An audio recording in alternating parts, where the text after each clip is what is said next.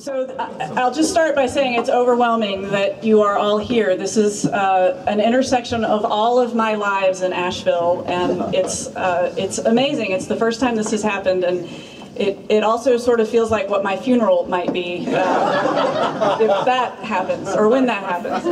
But we're not going to talk about that. What I want to start with is why Jim and I moved here to Asheville. So when we moved from Atlanta about 7 years ago, we wanted to live in a community that reflected our values, that reflected our vision for what community ought to be. And we wanted a place that was walkable. We wanted a place that was small but still diverse, a place that was close-knit, a place that supported local businesses, that protected people and the environment. And we moved to Asheville on purpose because it was that place. And because it had, we've all experienced it, it has a vibrancy and an excitement that is enticing and really irresistible, in fact.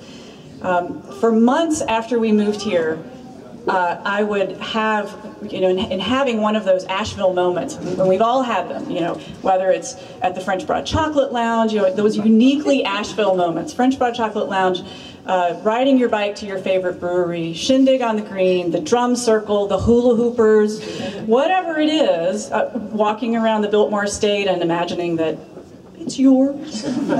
You've all done it, I know you have. I would have these moments and I would turn to Jim and I would say, we live in Asheville. We actually live here. We did it. And he would say, I know. I felt like a kid at Christmas.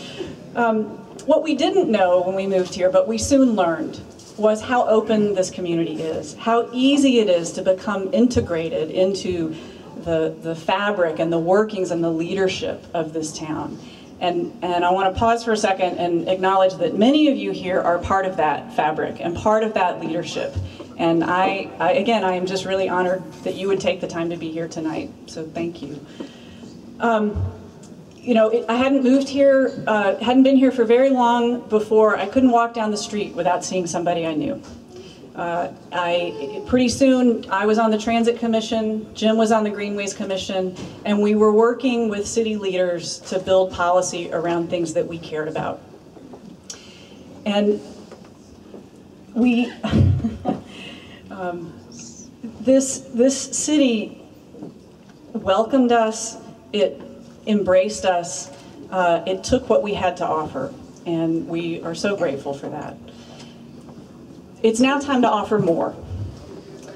It's time for me to offer myself more broadly, more fully across a broad range of issues, and to help this city through where we are right now, which is a pretty intense period of growth and change. We're on the cusp. Asheville is once again, we have been many times, but we are once again on the cusp of a transformative time. And the challenges we face, how we grow, how we invest scarce resources, how we take care of people and the environment, how we make decisions collectively and cooperatively or not. Those are all issues I have spent my life working on. I have the right skill set here to help lead Asheville into that future. And I want to not just sort of preserve Asheville and keep its integrity, keep its soul. I want to make us stronger. I want to make us more vibrant, more resilient, and more united. Now, how am I going to do that? Well, I'm going to draw on 20 years as a lawyer and a policy advocate. I speak the language of government, and I understand how it works. I'm going to draw on my years as an advocate for land use and transportation planning and multimodal investments. I can bring an understanding of neighborhood and community concerns because of my work with neighborhoods like Shiloh and Burton Street and Montford and Emma and West Asheville.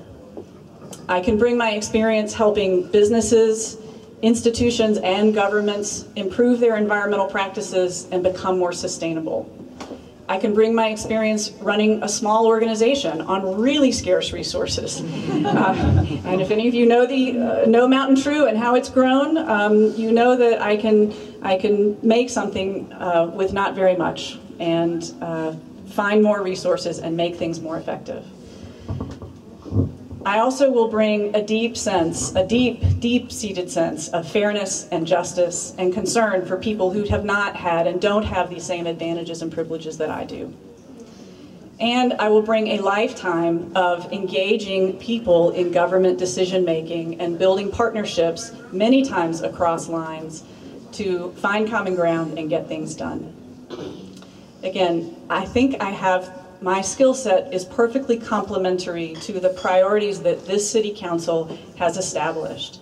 And I think I would be the best addition to that body to help take Asheville forward.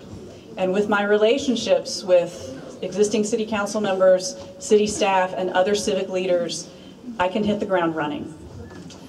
Now, a number of people have asked me, who are you running against? A little awkward question since Mark's standing right here. Who are you running against? Who are you trying to displace? And the answer is no one. You all know well that the three incumbents are good people and have contributed tremendously to the success of Asheville. And in fact, we share a lot of the same priorities. So this is not about running against anyone. It's time for me to run because it's time for me to put my leadership experience to work for the citizens and the city of Asheville. It's that simple. George Bernard Shaw has he does not have that. He has a quote about civic engagement that sums it up pretty well for me. He says, "I am of the opinion that my life belongs to the whole community. And as long as I live, it is my privilege to do for it what I can. I want to be thoroughly used up when I die. For the harder I work, the more I live." In that spirit, I offer everything I have, my talent, my skills, my experience, my energy, and my passion to the city of Asheville, and I am excited to launch my campaign for city council.